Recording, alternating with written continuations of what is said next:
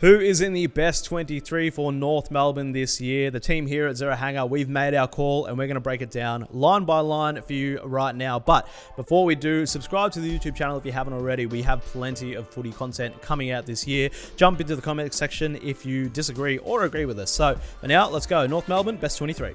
But before we get into it, don't forget that ZeroHanger.com is the #1 independent AFL news source for all your AFL news, trades, draft content, and now games. Check out our latest game, AFL Streakr.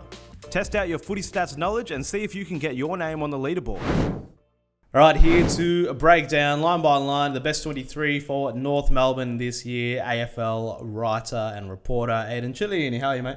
I cannot not get enough of that accent. I'm loving it. So good, mate. Also good. How are you? Good. Yeah, not too bad. All right, so North Melbourne, they are not in a great space. They didn't lose anybody of note in the off-season, but they brought in some experience. Hopefully that translates into, maybe winning 3 or 4 more games this year. What do you reckon? Yeah, well, namely Luke Parker, Jack Darling, and Caleb Daniel have come across from their various clubs.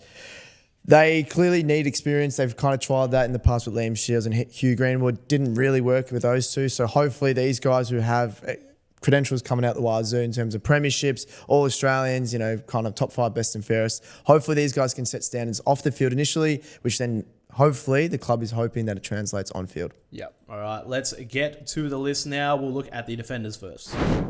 All right, so the defenders for North, Aidan Corr, Charlie Comben, Jackson Archer, and then on the half-back line, we're starting with Caleb Daniel, Griffin Logue, Colby McKercher. So obviously, first one, let's start with Caleb Daniel coming over from the Doggies straight in. Yeah, all-Australian premiership play, knows what he's doing. He's probably one of the best users in the competition. Also great vision, which will help develop North Melbourne's kind of game flow from the back half, which clearly is a trend in the AFL at the moment. So a definite improvement on Zach Fisher, who was brought from Carlton a couple of years ago in that position.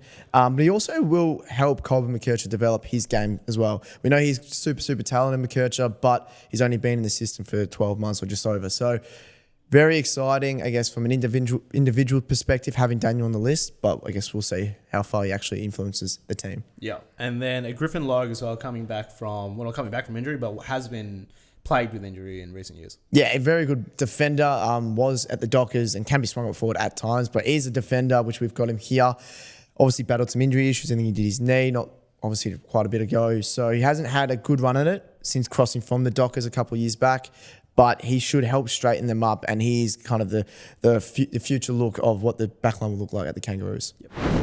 All right, so the midfielders for North, starting off with Tristan Sherry, obviously is the main man in the ruck, LDU, Harry Sheasel, George Wardlaw, and then on the wings, Finn O'Sullivan and Bailey Scott. So let's start with that engine room. Looking pretty exciting, LDU, Sheasel, Wardlaw. Yeah, all future All-Australians and probably some stiff to not already be. It's kind of same as Cherry. I think he was in the All-Australian squad and he's definitely developing into a pretty uncompromising ruck, which you need from your big man because you get a bit of kick out of it as a midfielder. So LDU, Sheasel, Wardlaw, they could become, if they remain together, obviously a watch on LDU's contract, who enters the last year of his. They could be the 1-2-3 punch that seemingly all the great teams have. We saw Sydney's, we've seen Brisbane's, we've seen Collingwood's in the past as well. So those three, if they remain together, could be the future stars of the competition and really drive this rebuild that the Kangaroos are clearly going through at the moment. Yeah, absolutely. And then another exciting one, Finn O'Sullivan straight there, but on the wing. Yeah, so again, superstar player, had a great draft year, does have a little bit of injury concern, but we do think he'll be right for round 1. The reason we put him on the wing is because obviously you don't want to throw them straight into the Wolves initially, straight into the deep end. So we think maybe playing a bit more of an outside role. Again, he's got silky skills. He can kind of get that ball from inside to out pretty quickly. And obviously with the likes of Wardlaw, Sheasel and Davies Uniacke, it's kind of hard to squeeze him in there immediately, but wouldn't be surprised if he also has a couple of minutes just to learn how things go in the AFL. All right, and the forward line. So on the half forwards, we have Luke Parker, Jack Darling, Cam Zohar, and then Eddie Ford, Nick Larkey as full forward, and Paul Curtis. So let's start obviously with the new recruits there, Luke Parker. Yeah, well, obviously joining from the Swans, pretty uncompromising player. At his best, he's a midfield forward. He even proved that in the grand final thumping when he was at the Swans only last year when he kicked, I think, 2 or 3 late goals in that final quarter. So Yes, he'll probably play predominantly forward. Again, he's kind of nearing toward the end of his career. Not to say that he's done, but allow the other guys to flourish in that role. But he will kind of chop out in the midfield. I'd love to see Wardlaw and Sheasel play across the half forward line because they're kind of explosive, especially Sheasel with his ball use and kind of deft kick inside 50, which, not many players actually have that skill. So Parker is, I guess, a big inclusion, both mainly off field, but it'll be interesting to see what he adds on field. Yeah. And Jack Darling as well at the centre half forward line. Yeah, similar vein, but also I think what we'll do is it will help Nick Larkey a lot. The poor bugger's kind of shouldered the load for many years as a number one forward, especially when Ben Brown left the Kangaroos for the Ds. And although he's probably batted well above his average, including an All-Australian season in 2023, he has just struggled to have someone else kind of support him in that role. Now, Jack Darling's done it for nearly 300 games for the Eagles for over a decade. He knows where to run. He knows what to do. So hopefully he can just help either direct Larkey in the right areas of the ground and also take, again, a bit of that weight off his shoulders. And rounding out the 23, let's go to the interchange. So we've got Luke McDonald, Jai Simpkin, the two captains on the bench, Tom Powell, Zach Fisher, and Zane Dersma as the sub. Two captains on the bench. Yeah, well, given the fact of where North have been recently and probably for the last decade, they need to be a bit more ruthless. And if that means starting their co-captains on the bench because there's people better suited for roles initially, then so be it. Jai Simpkins probably fallen by the wayside in terms of being a genuine midfielder. Have tried him across half forward. Not to say that he's not going to be in the team, but we just think there's others ahead of him at this present time. Yep. Clarko is no stranger to being pretty ruthless. So Tom Powell as well.